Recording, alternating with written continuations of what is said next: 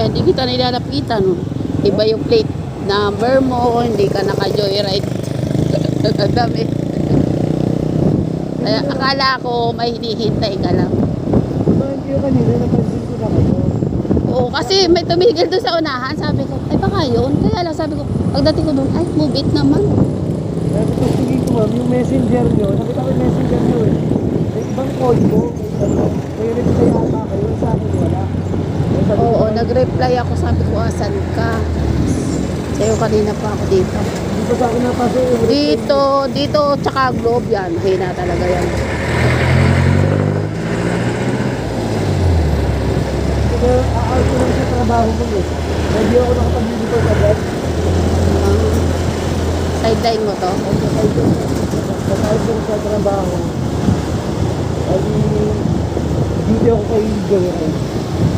Bilis na yayaman yan. Hindi nga po mo. Sana po, sana.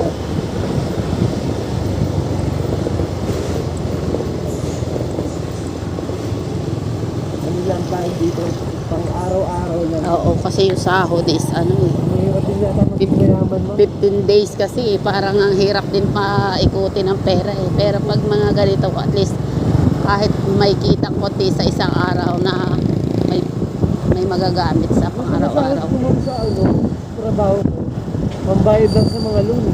Sakto. Kaya eto, pang-daily ko. Paggamit sa araw-araw. Oo. Hindi tulad ng mga BPO mo, meron ng laki sahod nyo. Ano bale, ang BPO is mga client namin. Para kaming facilities ano.